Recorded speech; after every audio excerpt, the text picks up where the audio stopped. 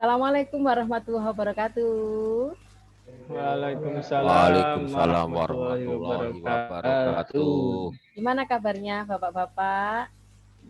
Alhamdulillah baik. Alhamdulillah luar biasa. Alhamdulillah di tengah sore hari yang cuaca agak mendung ini kita dapat melaksanakan kegiatan. Baik, Bismillahirrahmanirrahim. Saya mulai kegiatannya.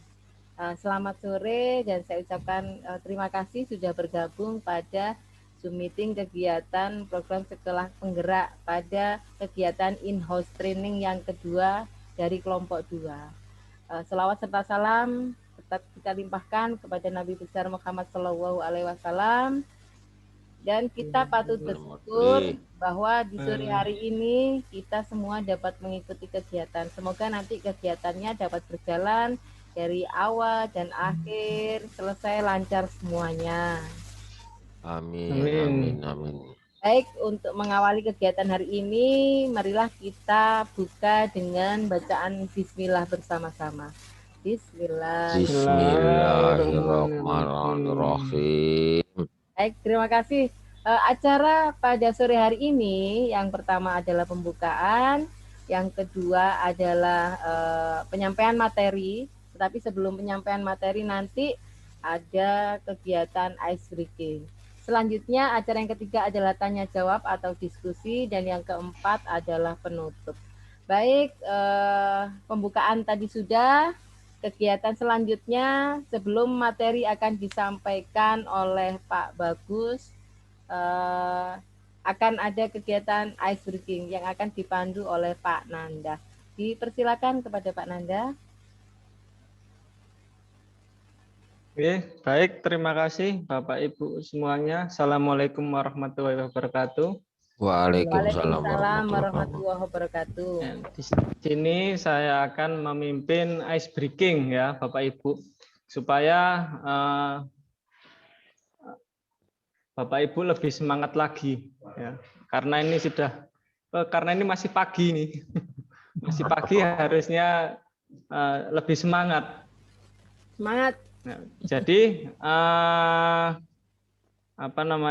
permainannya ini adalah sambung cerita. Ya. Sambung cerita. Jadi nanti mulai dari saya membuat satu kalimat. Sudah, misalkan saya sedang membaca buku di sekolah. Nah, nanti saya menunjuk misalkan Pak Bagus. Kalimat yang dia lanjutkan yaitu kalimat yang terakhir. Ya. Di sekolah bisa dilanjutkan dengan di sekolah saya titik-titik seperti itu. Paham ya Bapak Ibu? Paham.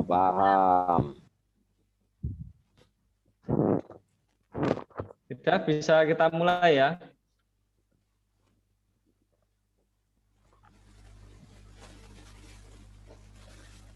Baik, saya sedang menulis di buku tulis. Monggo Bu Fanti. Langsung. Buku tulis beberapa saya koleksi di rumah. Jadi mulai buku tulis, buku bacaan sampai dengan gambar berwarna. Monggo Pak Sofan. Gambar berwarna, saya suka menggambar dengan saya suka warna-warna yang cerah-cerah. Salah satu contohnya adalah merah muda, kuning muda, pokoknya yang muda-muda. Silakan Pak Bagus. Yang muda identik dengan istilahnya yang sedap. Istilah muda itu artinya segar-segar. Bisa dianalogikan misalnya ada pada buah mangga muda, kemudian nanas yang muda, kemudian yang lain yang istilahnya muda-muda. Kembali lagi ke Pak Nanda, segar. Segar. Iya, segar. Apa ya? Blank yang bikin ice breaking. Iya. Ya udah, itu saja Bapak Ibu untuk ice breaking-nya. Terima kasih Pak Nanda. Ternyata terkadang Nggih, pencipta nggih. lagu tidak bisa menyanyikan lagunya. Mungkin itu baru seperti saya. Ya baik, terima kasih Pak Nanda sudah Nggih, apa nggih, ya, Bu. mencerahkan sore kita yang agak mendung ini, mencairkan suasana. Baik, itu tadi kegiatan ice breaking yang dipandu Pak Nanda. Selanjutnya adalah presentasi materi yang akan dilakukan oleh Pak Bagus. Waktu dan tempat saya serahkan ke Pak Bagus. Dipersilakan.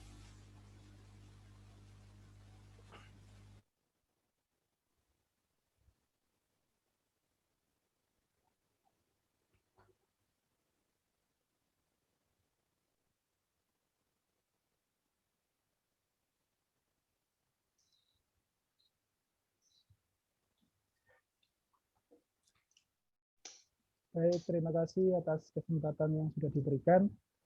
Pada sore hari ini, saya akan memaparkan terkait dengan program sekolah penggerak dengan konten yaitu capaian pembelajaran. Baik, capaian pembelajaran ini dulu kalau di kurikulum 2013 istilahnya bukan capaian pembelajaran, melainkan adalah RPP atau rancangan pelaksanaan pembelajaran.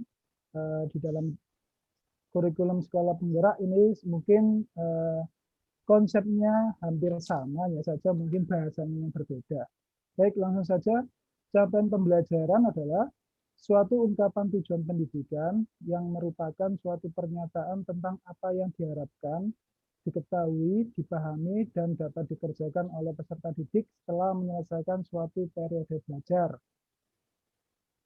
Capaian pembelajaran ini merupakan salah satu alternatif dalam mendeskripsikan kompetensi yang digunakan untuk mengukur pencapaian siswa.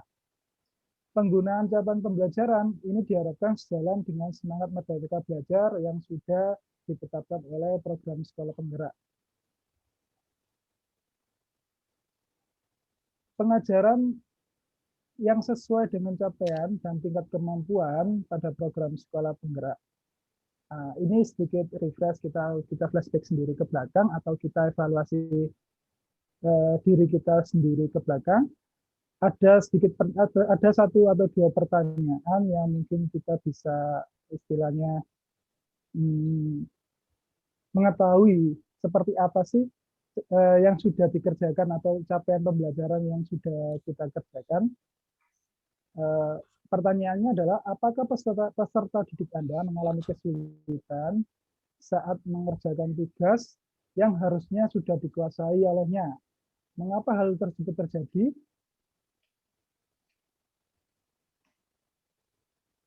Jawabannya adalah, tentu jawabannya untuk pertanyaan tadi memiliki banyak faktor masalah. Namun, salah satu yang bisa menjadi akar masalah dari kejadian tersebut adalah level atau tingkat capaian ataupun kemampuan peserta didik tersebut yang belum tepat dengan capaian belajar yang diharapkan. Jadi semuanya itu tergantung peserta didik masing-masing, tergantung tingkat capaian peserta didik masing-masing. Pembelajaran yang tepat untuk peserta didik, kembali lagi. Jadi pembelajaran yang tepat untuk peserta didik harus disesuaikan dengan tingkat kemampuan peserta didik tersebut. Baik, yang berikutnya adalah prinsip-prinsip capaian pembelajaran. Ada dua prinsip yang harus kita lalui dalam pembuatan capaian pembelajaran. Yang pertama adalah terukur dan spesifik, kemudian yang kedua adalah fleksibel atau sesuai dengan proses tahap belajar siswa. Berikutnya, pengajaran seperti apa sih yang sesuai dengan capaian atau tingkat kemampuan peserta didik? Yang pertama adalah harus mengacu pada tingkat capaian atau kemampuan peserta didik, atau istilah lainnya adalah teaching at the right level, atau bisa diakses melalui LMS yang sudah disediakan. Kemudian yang kedua adalah pembelajaran atau pendekatan pembelajaran ini tidak mengacu pada tingkatan kelas, melainkan mengacu pada masing-masing individu atau peserta didik. Kemudian yang ketiga adalah pembelajaran disesuaikan dengan capaian tingkat kemampuan kebutuhan peserta didik untuk mencapai capaian pembelajaran yang diharapkan. Yang keempat, bentuk penerapan atau implementasi yang sesuai dengan filosofi pendidikan Ki Hajar Dewantara ini adalah mencerminkan bahwa berpusat pada peserta didik, bukan lagi berpusat pada guru. Baik, selanjutnya. Sekilas mengenai pengajaran sesuai dengan capaian atau tingkat kemampuan. Bahwa pengajaran atau proses pembelajaran yang disesuaikan dengan tingkat capaian atau tingkat kemampuan yang merujuk pada program sekolah penggerak yang harus diperhatikan adalah yang pertama tujuan pengajaran dengan menggunakan pendekatan. Melalui penguatan kemampuan numerasi, kemudian kemampuan literasi peserta didik, serta pengetahuan pada mata pelajaran yang menjadi catatan pembelajaran. Yang kedua, peserta didik tidak terikat pada tingkatan kelas, namun dikelompokkan berdasarkan fase. Ini yang membedakan antara kurikulum 2013 dengan kurikulum program sekolah penggerak, adanya fase. Fase di sini adalah untuk membedakan atau membedakan kemampuan atau level kemampuan peserta didik satu dengan peserta didik yang lainnya. Kemudian yang ketiga adalah setiap fase ataupun tingkatan tersebut mempunyai capaian pembelajaran yang harus dicapai. Proses pembelajaran peserta didik akan disusun mengacu pada capaian tersebut, namun disesuaikan dengan karakteristik potensi kebutuhan peserta didiknya. Kemudian yang keempat adalah kemajuan hasil belajar akan ditentukan berdasarkan evaluasi pembelajaran. Peserta didik yang belum mencapai capaian pembelajaran di fasenya akan mendapatkan pendampingan oleh pendidik untuk bisa mencapai capaian pembelajarannya. Mungkin ini nanti ketika sudah melakukan nanti akan terbagi peserta didik yang tercapai, kemudian yang mungkin belum fasenya. Yang pertama adalah peserta didik yang istilahnya mampu, kemudian kurang mampu, dan peserta didik yang istilahnya kalau yang mampu, yang mahir lah istilahnya. Yang mahir berarti dia akan diberikan proses pengayaan nantinya. Kemudian next. Format rumusan capaian pembelajaran. Format rumusan ini terbagi menjadi 3. Yang pertama adalah bentuk penulisan. Bahwasanya bentuk penulisan capaian pembelajaran ditulis dalam bentuk paragraf sehingga keterkaitan antara pengetahuan, keterampilan, dan kompetensi umum terlihat jelas dan itu sebagai satu kesatuan. Kemudian yang kedua adalah pengintegrasian pengetahuan, keterampilan, dan sikap. Dalam capaian pembelajaran merupakan hasil peleburan kompetensi inti dan kompetensi dasar. Kalau di RPP 13 sudah dipetakan, mulai dari awal ada KI, ada KD. Kalau di capaian pembelajaran ini ada integrasi dari dijadikan satu nantinya di dalam capaian pembelajaran. Kemudian yang ketiga adalah fase dalam perumusan CP. CP dirumuskan dalam bentuk fase-fase yang menyatakan target capaian untuk rentang waktu yang lebih panjang. Bukannya per tahun seperti kurikulum terdahulu. Dari targetnya nanti bukan lagi target per tahun, tapi bisa jadi target jangka panjang, karena di situ nanti diselipkan pembentukan karakter dan soft skill pada peserta didik. Berikutnya.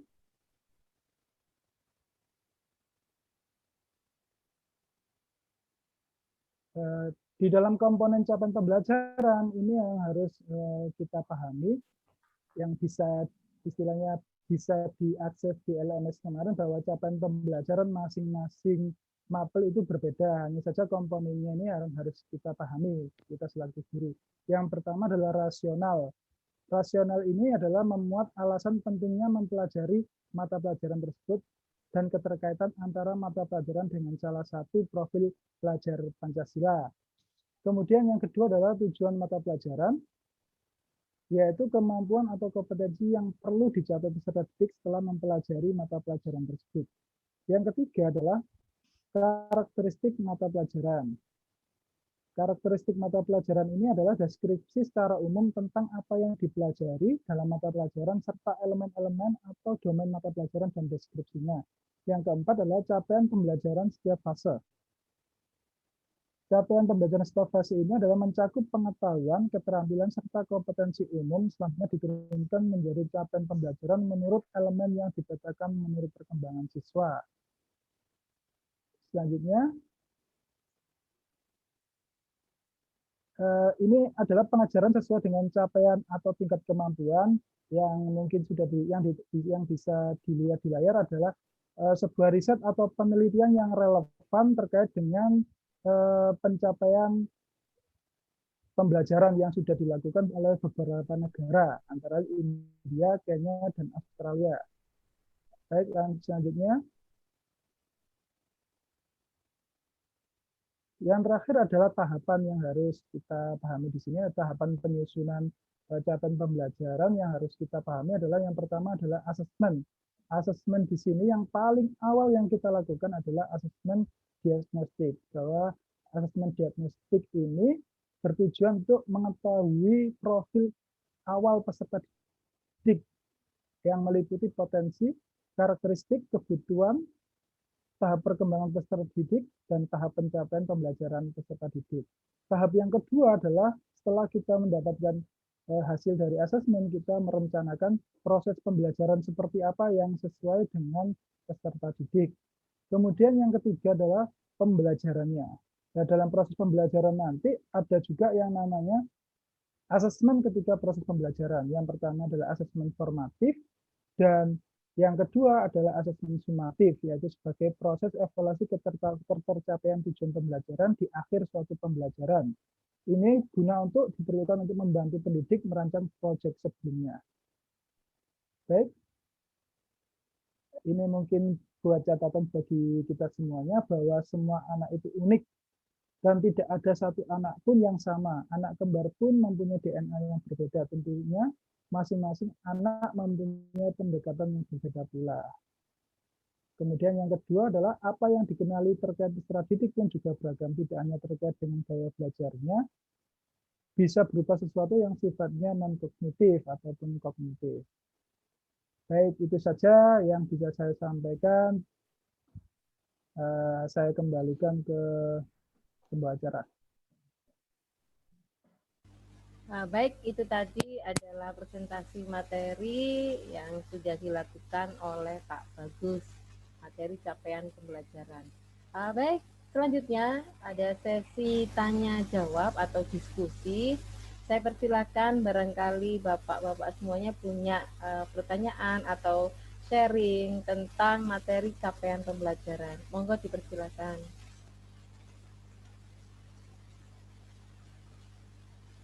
Monggo.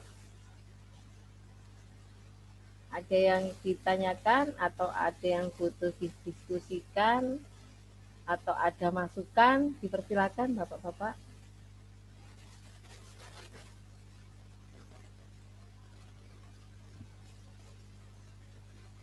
Siapa ini?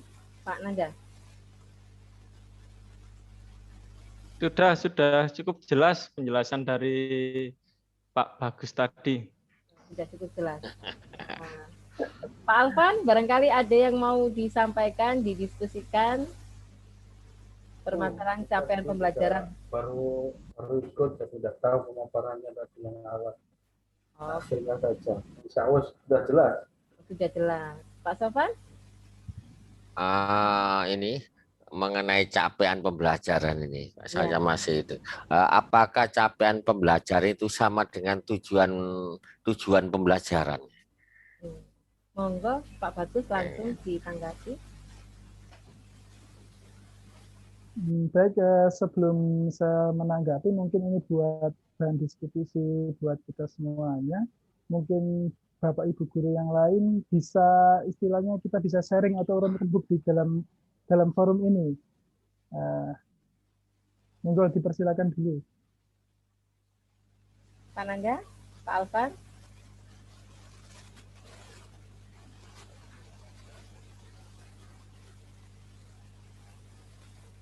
Saya ingin sedikit menanggapi nih. Menurut saya di capaian pembelajaran itu sendiri terdapat tujuan pembelajaran. Ini menurut saya. Monggo barangkali ada yang punya pendapat lain.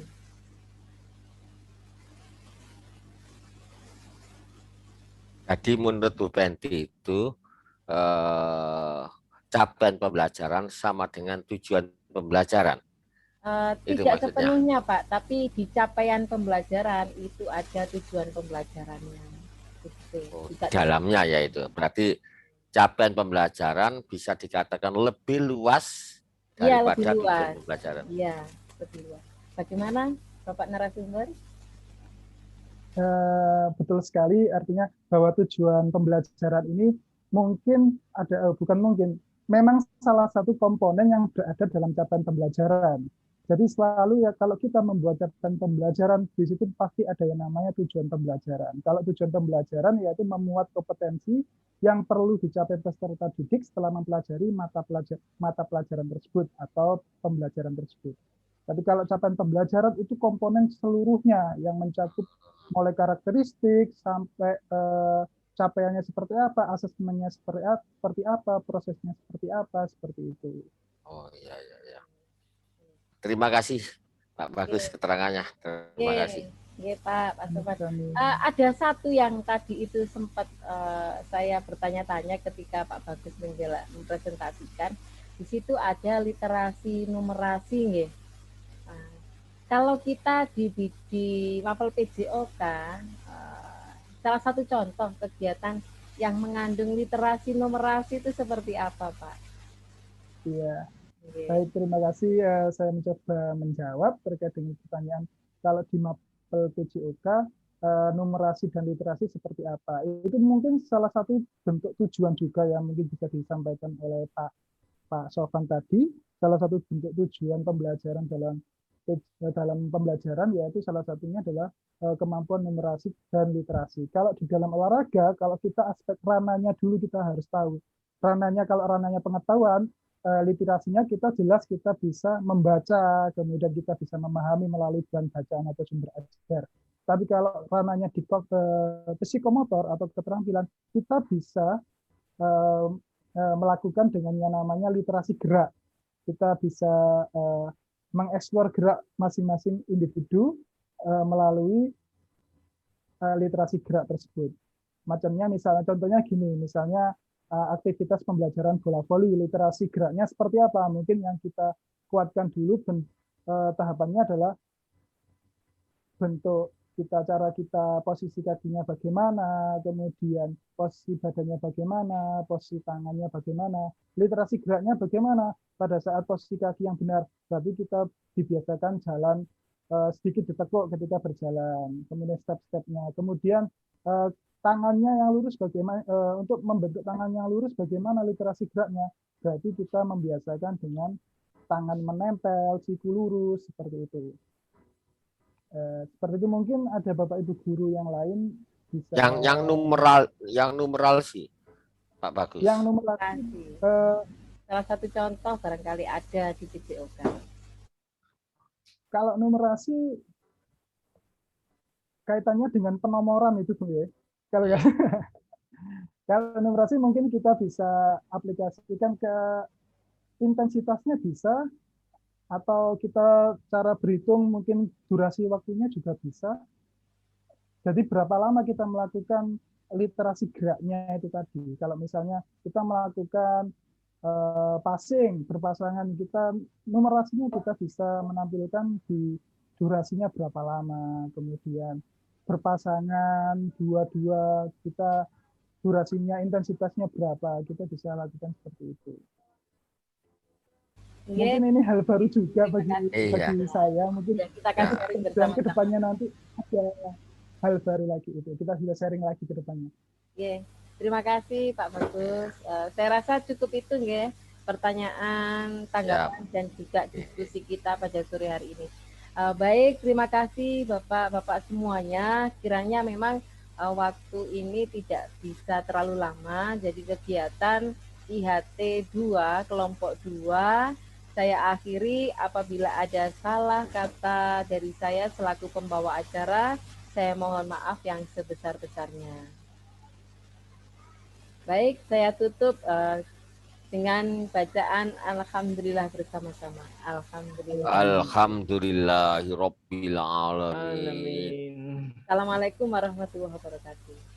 Waalaikumsalam warahmatullahi wabarakatuh.